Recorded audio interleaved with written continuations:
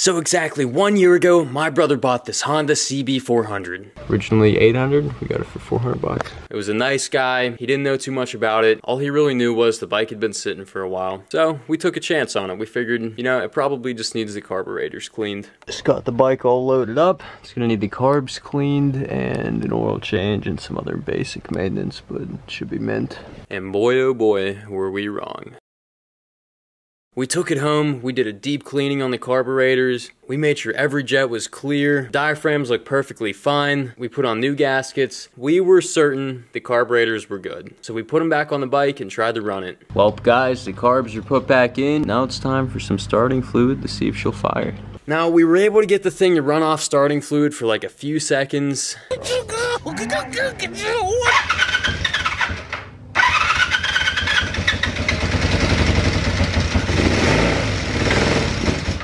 And then we couldn't figure out why it wasn't running because it was getting starting fluid through the carburetors. We figured it was also getting fuel through the carburetors. We looked at the spark plugs, they were wet, and it turned out they were getting weak spark. So after finding out the bike had weak spark, we changed the spark plugs, didn't make a difference. Then we changed the coils, that made a difference. It had great spark after that. The bike still would just not run, and it was getting like really frustrating at this point. We thought about it for a while, and the dude said he had to choke it out to run it. We took that as a sign the carbs needed cleaned. But, you know, the other time you choke an engine out is when it's losing compression. So we tested it with the good old reliable Harbor Freight compression tester that's still up for debate. But anyway, we tested the thing. It was getting low readings, of course. And plus, with how old the engine was and how many miles it had and how old the oil looked, we figured, you know, it's a tired engine. This thing is going to need at least rings. So we took the engine out, we tore into it, and this is what we found.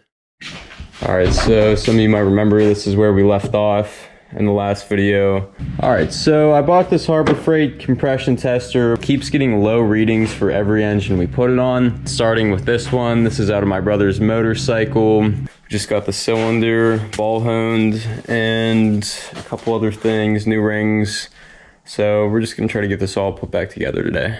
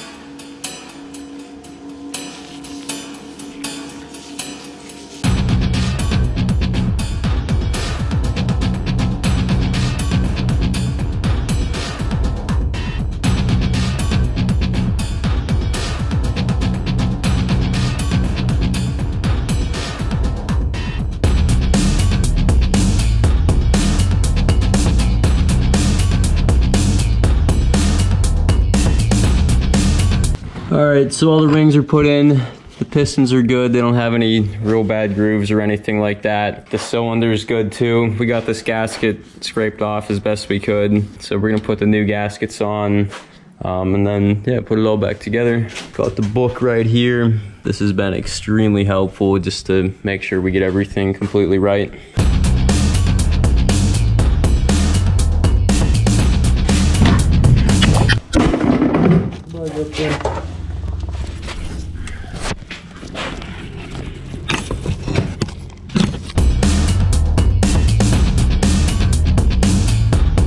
Camera's not going to focus on that, but we had taken this to our local cycle shop.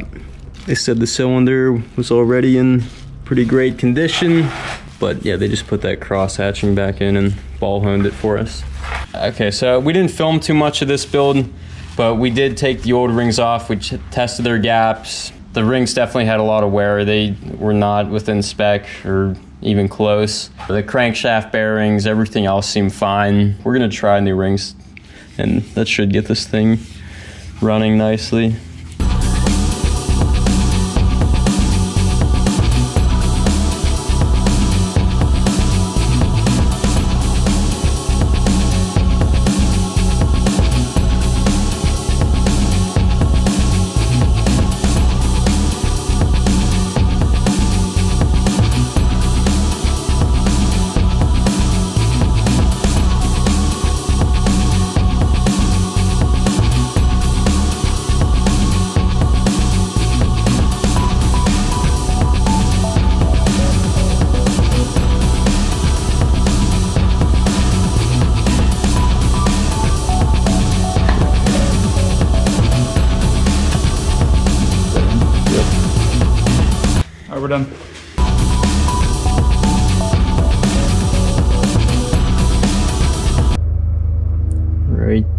to where we want it. Just like that.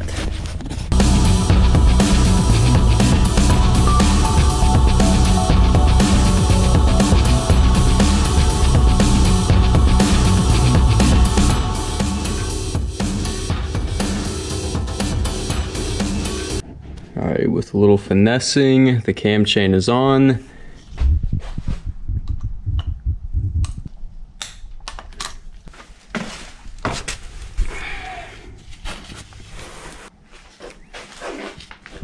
I think, if I had to guess, this was the left one. Yeah.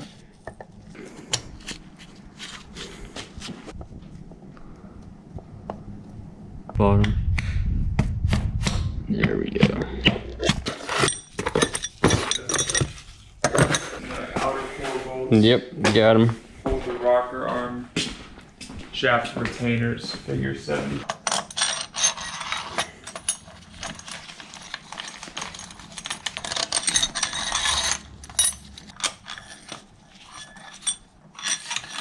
Yeah, we'll probably.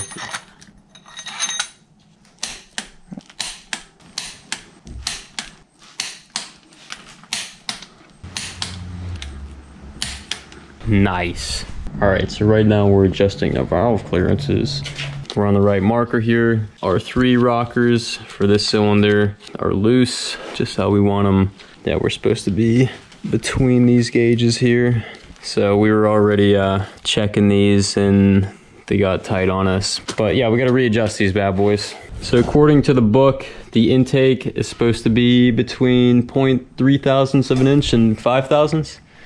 Yes. Okay, and the exhaust was 5,000 to 6,000. 5,000 to 6,000. All right, so we're gonna go ahead and check these and then we'll get back to you once we lock them down.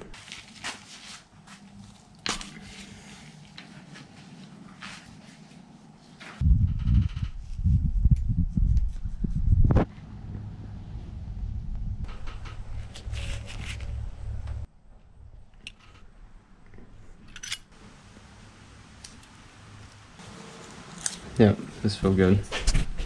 All right, now we're gonna spin this and do the other side. That looks good. These 3 rockers should be loose now for this cylinder, which they are. So we're gonna go ahead and adjust this side and we'll just skip ahead to us putting the cover on.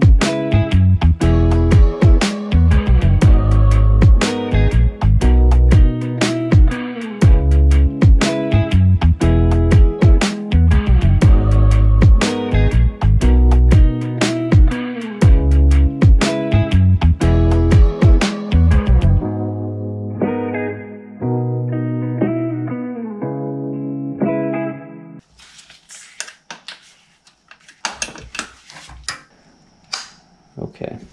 So we don't have any fuel connected. We just want to crank it a few times. See if this works.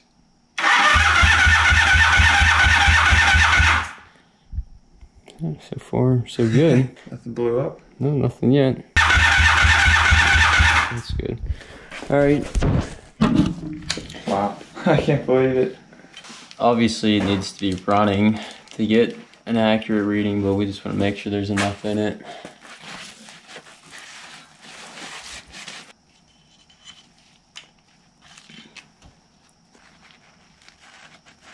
There's enough oil in it.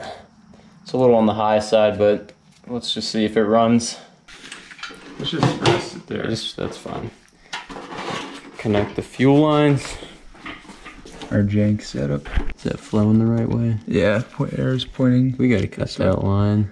I can't get it to turn that without pinching. Okay, we'll try a different line later. This is it. Moment of truth. God,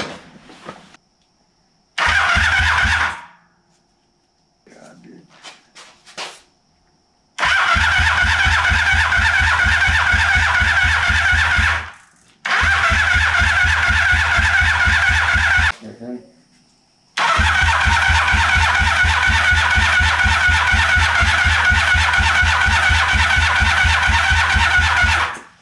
Might be a spark issue. Very good. See that.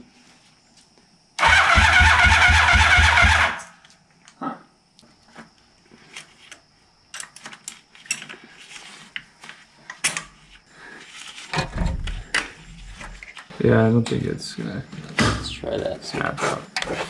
Alright, so we think because the clutch wasn't connected that there's a sensor or something keeping us from getting sparks. So let's see if that fixed it.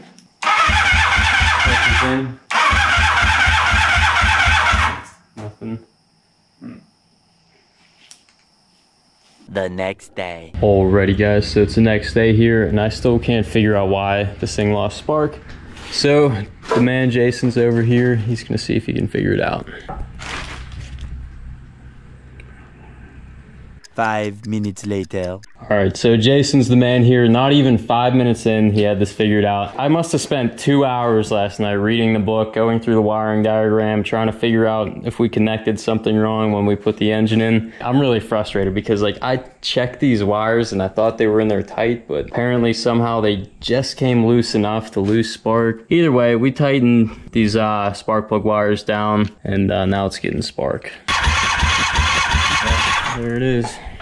We checked both sides are now good. The other thing I don't get, I checked both sides the other night whenever I couldn't find it. I'm like, I checked them both, I tightened both the wires down and I'm like, oh, it's, yeah, I guess so. I'm like, oh man, it must be something complicated. I'm checking all the switches and everything. You wanna see if it runs? Get oil in it?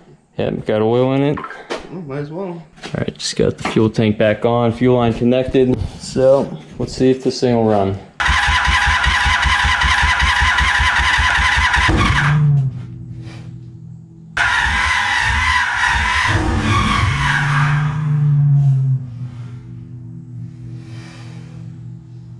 Got a pretty big fireball there.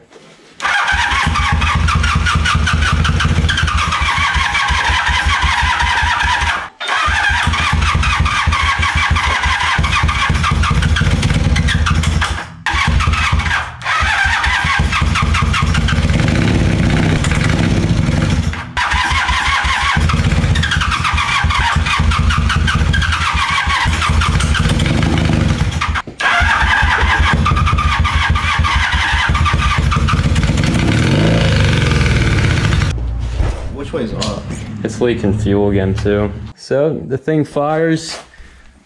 Now we just think the carbs need tuned. Do you think it could be the air fuel mixture? It might. I gotta play with it. It's gonna suck. It's just 2 carbs. And then if we can't get him in sync, I know who Mike can. At Hometown? Mm-hmm. He's got all the That's shit. for Mike. Yeah, no, the other old Mike. Oh, old Mike. That's like, this is right up his alley, anyways. Really? And Okay. he showed me he's got all the shit to do it. Really? So I remember I was talking to him when I was getting the one snowmobile going with the 2 carbs. Because like that thing too, you get this thing and you gotta, to adjust it, you gotta have this thing got balls in it. Really? And you can see, because you get them in sync. I see. To get one out of sync and it's just it's the pain in the day. All right, well, we'll pick back up with this later.